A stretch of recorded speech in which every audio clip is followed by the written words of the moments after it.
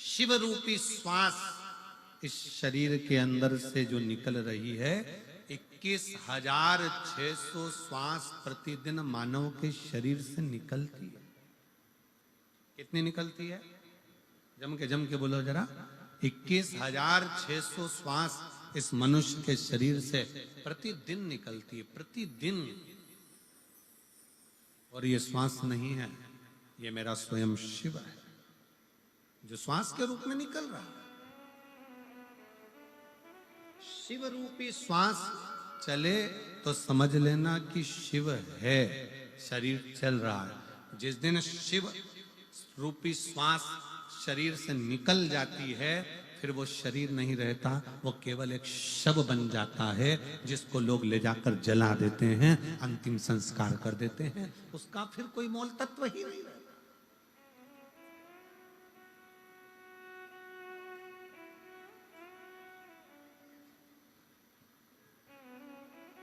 21,600 श्वास रोज निकल रही है और रोज एक ही बात कहती है, शिव नाम जपो, भगवत नाम जपो। ये मत सोचो कि मैंने करा।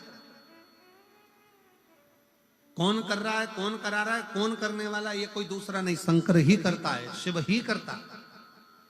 अरे ब्रह्मा जी के मन में तो ये बैठ गया कि मैं सृष्टि का रचना करता हूं। अब ब्रह्मा जी के मन की बात को कौन समझाए? तब भगवान विष्णु ने समझाया, नहीं माने ब्रह्मा जी का। शंकर कौन? कौन है शिव? कौन शिव? कल एक बात हमने कही थी, आपके स्मरण में होगा, समस्त श्रोताओं के, जो आस्था चैनल पर सुन रहे हैं, जो फेसबुक यूट्यूब पर सुन रहे हैं, और जो इस कथा के पंडाल में बैठकर सुन रहे हैं, बाहर अंदर सब जगह, उनके स्मरण में होगा। कल आपसे कहा था, शिव डायरेक्ट नहीं देते, भगवान शंकर डायरेक्ट आकर नहीं देंगे।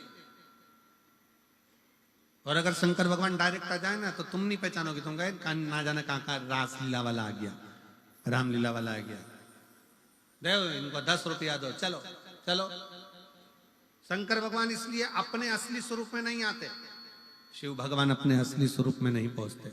शंकर भगवान कोई ऐसी क्रम उत्पन्न कर देते हैं जिससे जीव का कल्याण हो जाए। एक पत्र है, देखिए,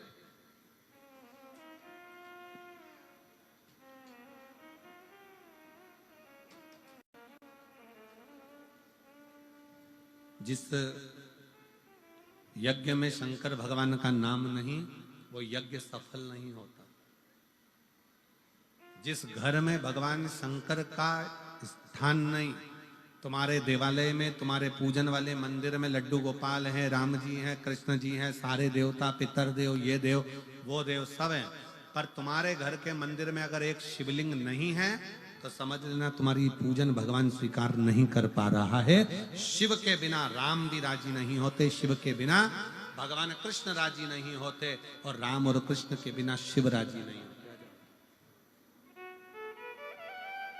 में मृत्यु लोक में ब्रह्मा और विष्णु, हे नारायण, हे ब्रह्मा, पूरे ब्रह्मांड में, पूरे मृत्यु लोक में मेरा मूल स्वरूप का पूजन नहीं होगा। जो नारायण और ब्रह्मा तुमने मेरे शिवलिंग को प्रकट करा है, पूरे ब्रह्मांड में बस केवल यही पूजा जाएगा, और इसी से जीव अपना फल पाए, इसी से जीव। अब कई लोग गलत विचारे कर लेते हैं, कई लोग गलत विचारों में पड़ जाते हैं, गलत सोच में पड़ जाते हैं। कोई कुछ कह देता है, कोई कुछ कह देता है। कोई कहता है शंकर जी पे चढ़ा हुआ जल मत पियो, कोई कहेगा बेलपत्र मत खाओ, कोई कहेगा ये मत करो। पर शिव महापुराण की कथा, गीता प्रेस गोरखपुर की लेकर आओ, अपने घर में बैठकर चैन से आराम से पढ़ो कि वो सियोर वाला महाराज कहीं झूठ तो नहीं बोल रहा। पढ़ना चाहिए।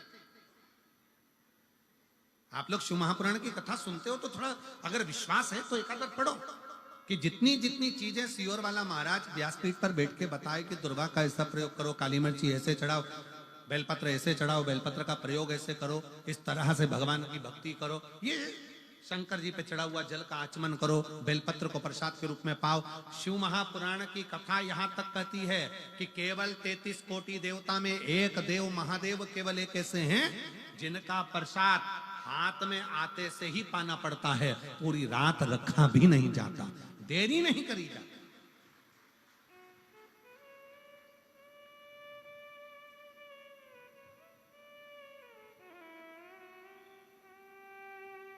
शिव के प्रसाद को केवल ये आप लोग आते हो बेलपत्र लेते हो, ये 7 दिन की बेलपत्र में जो हम लोग यहाँ बेलपत्र व्यासपीठ से अब तो बहुत कम देना चालू करा, पहले तो बहुत देते थे बेलपत्र, अब तो बिल्कुल ना के बराबर कर दिया, क्योंकि भीड़ ज्यादा हो जाती है, लोग कष्ट भोगते हैं, धक्का धुक्की होती है, ये सब बंद कर दिया। पर क्या है बेलपत्र का महत्व? कभी शिव महापुराण का कुमार खंड पढ़ेंगे तो उसमें वर्णन मिलेगा कि शिव पोथी की चढ़ी हुई बेलपत्र 6 दिवस तक अगर लगातार कैसा भी शरीर में कष्ट हो उसका निवारण कर ही देता है।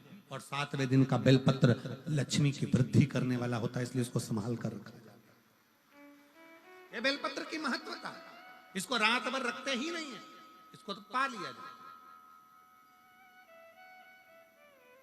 उसको अपने जीवन में उतारा जाए। बेलपत्र की महत्वता कुछ जान गया। आए कल हमारे गोविंद जी कह रहे थे, कुछ लोग पैदल चलकर शायद 50 किलोमीटर दूर से आए हुए, कहाँ बैठे हैं वो लोग? कहीं बैठे हैं? आ जाओ एक बार, आ जाओ आ जाओ आ जाओ। कहाँ से आए हैं लोग? गोविंद की सामर्थ्यता रखता है। तू जिसको भजती है वो तेरे दुख को मिटाने की सामर्थ्यता रखता है।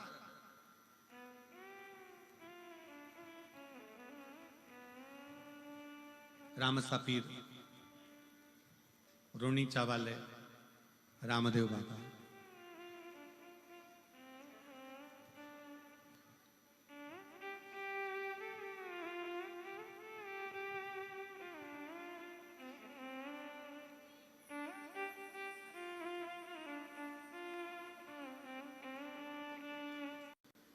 क्यों चिंता करते?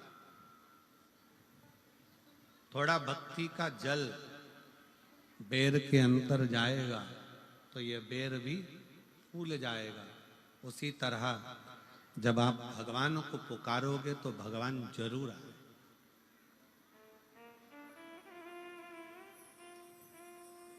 आपके इधर बनता है कि नहीं बनता हमको नहीं मालूम, पर हमारे उधर जब बेर सूख जाता है ना, उस बेर को पानी में उबाल कर उसमें थोड़ा सा नमक मिर्ची डालकर तैयार किया जाता है। अब उसको यहाँ क्या बोलते हैं हमें नहीं, हमारे उधर लद्दो बोलते हैं उसको। बेर को उबाल कर उसमें जो बेर सूखा हुआ था उसमें पानी वानी डालकर थोड़ा उबाल कर उसमें नमक मिर्ची डालकर उसको लोग खाते हैं। क्या सीख दे रहा है? भक्ति का जल। और जीवन में जब तप साधना बढ़ती है तो बेर पुनः सूखा हुआ भी अपने स्वाद को वापस प्राप्त कर लेता।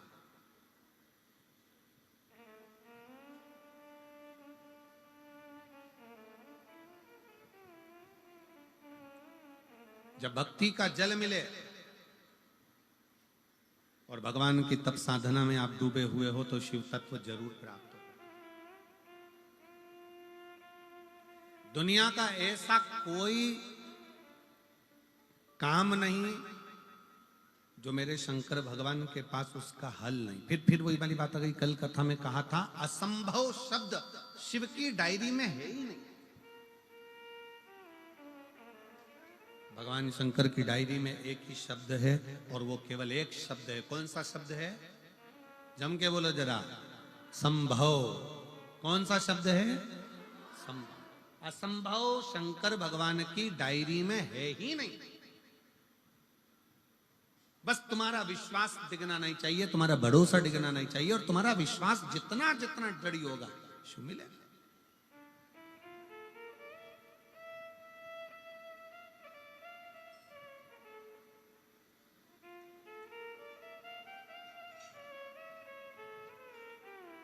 तुम्हारा विश्वास जितना जितना दृढ़ होता चले जाएगा, बस उतना उतना।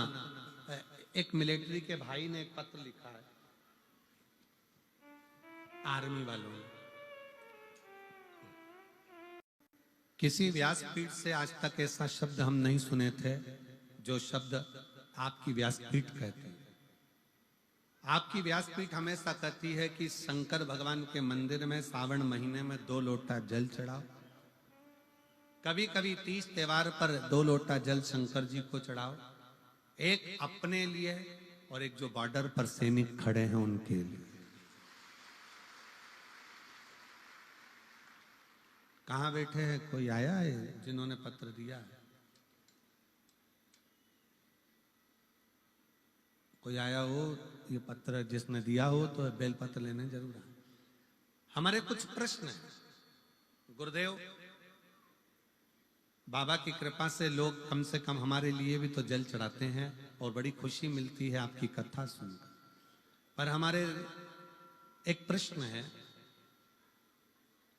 हम सैनिक कई आपके पशुपति व्रत से आए हैं। आ जाओ, एक बेलपत्र ले जाना। आ जाओ, आ जाओ, आ जाओ। आपके पशुपति व्रत से हमको बहुत लाभ हुआ है। हम सैनिकों की टोली भी पशुपतिनाथ का व्रत करना चाहती है, करती है। पर कई बार ऐसा होता है कि व्रत 5 होते हैं और व्रत में 3 व्रत हो पाते हैं और 2 व्रत में कहीं हमको जम्मू भेज देते हैं, कहीं कश्मीर भेज देते हैं, कहीं कहीं भेज देते हैं, तो वो व्रत हमारे रह ही जाते हैं। और 6 दिए, 5 दिया मंदिर में, 1 दिया घर के दरवाजे पर, और प्रसाद का 3 हिस्सा। अब बताओ हम कश्मीर में प्रसाद कैसे बनाए? तो हमारा निवेदन है, तुम कश्मीर में प्रसाद मत बनाओ, तुम दुश्मनों को प्रसाद बनाकर खा जाओ। कहा करे प्रसाद? तुम इन विधर्मियों को हलवा बना दो या फिर इनकी खीर बना दो और पूरे भारत में बांट दो। यही सबसे बड़ा सुख है। भारत माता की। पर गुरुजी, हम सैनिक पशुपति व्रत करें तो करें कैसे? तो हमारा निवेदन है कि अगर आपका दिल है पशुपति व्रत करने का, तो निवेदन है, कुछ भी नहीं हो ना तो एक देवी जी का एक भजन हम लोगों के स्मरण में आता है, आप लोगों ने भी गाया होगा। मन मेरा मंदिर, अरे आंखें दिया बाती, होठों की है तालियां, बोल फूल बाती, रोम रोम जीवा तेरा नाम पुकारती, आरती ओ मां शेरा वाली हो मां तेरी आरती, लाटा वाली हो मां तेरी आरती, जोता वाली हो मां तेरी आरती।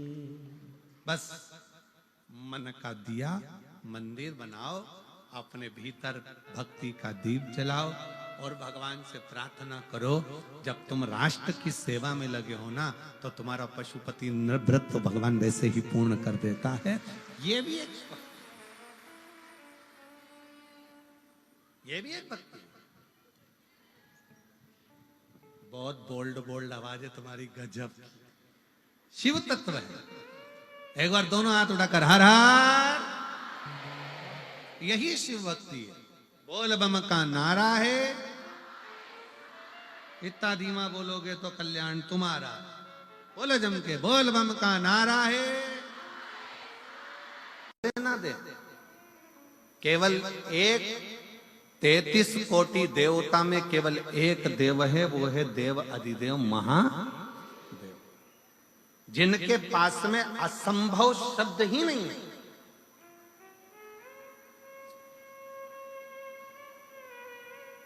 असंभव शब्द तो उनके पास है ही नहीं, एक ही शब्द है उनके पास, संभव। और वो संभव शब्द भी शंभु शब्द से जुड़ा हुआ, वो असंभवता का शब्द तो लेकर ही नहीं गए।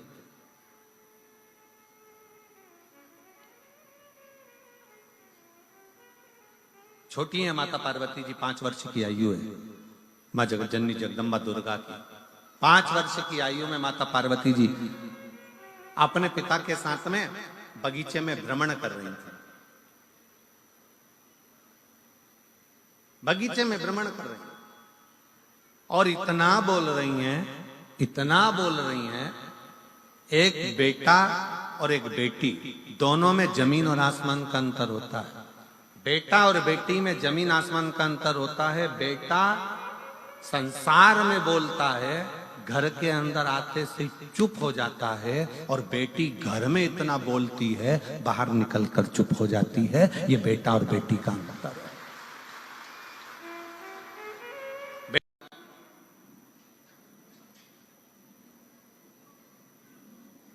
कोई ऐसा देव है संसार में जिससे जो मांगा जाए वो प्राप्त हो जाए? स्वयं माता पार्वती जी करे, स्वयं मां जगत जननी जगदम्बा अंबा करे, स्वयं माता पार्वती जी करे। कोई ऐसा देव है संसार में, कोई ऐसा देवता है जिससे जो मांगा जाए वो प्राप्त हो सकता है, वो प्राप्त हो जाएगा? जिसके पास पहुंचने के बाद सब कुछ संभव हो सकता है, कोई एक देव है ऐसा? भगवान हिमालय राज मुस्कुराकर अपनी बेटी को गोदी में बिठाकर पार्वती जी के शब्दों पर शब्द सुनने पर भगवान शंकर के लिए स्वयं हिमालय राज ने कह दिया कि केवल एक देव है जिसके पास असंभव शब्द नहीं, जिसके पास में असंभव शब्द नहीं है। केवल एक देव है, वो देव अधिदेव महादेव है, जिसके पास असंभव शब्द ही नहीं है। केवल एक ही शब्द है, संभव। तकलीफ है, कष्ट है। एक पत्र है, देखिए,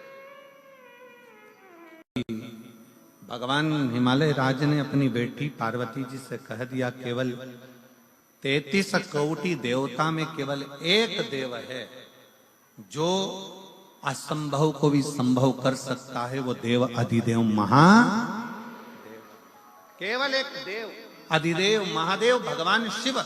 जब हम एक लोटा जल चढ़ाने के लिए शंकर के मंदिर में प्रतिदिन जाते हैं, जब हम एक लोटा जल समर्पित करने के लिए शिवालय में शंकर भगवान के नजदीक में पहुंचते हैं, जब हम एक लोटा जल लेकर शंकर के करीब में जाते हैं, तो ये मानकर चलना कि कहीं ना कहीं भगवान शंकर की करुणा ऐसी होती है कि हमारे कार्य अपने आप सफलता की ओर बढ़ते चले जाते। शिव तत्व की प्राप्ति।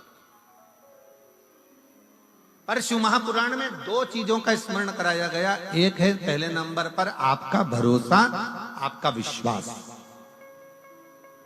आपका विश्वास कितना है शिव के प्रति, शंकर भगवान के प्रति आपका भरोसा कितना, शंकर के प्रति आपकी दृढ़ता कितनी, शिव जी के प्रति आपका समर्पण कितना, शंकर भगवान के प्रति आपका भाव कितना।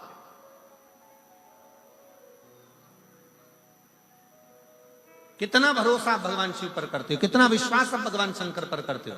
अगर आप हृदय से कथा श्रवण करने के लिए बैठे हो, 7 दिन का अगर आप नियम लेकर बैठे हो कि मैं तारा बाबा की कुटिया में 7 दिन शिव महापुराण की कथा सुनूंगी, मैं आई हूं बाबा के दरवाजे पर कथा श्रवण करने के लिए, और नियम लेकर समय पर कथा सुनना, आरती के बाद प्रणाम कर कर उठकर जाना, अगर आपने पूरा 7 दिन का नियम लिया है तो कहीं ना कहीं मेरा बाबा भी नियम रखकर तुम्हारी झोली भर ही देता।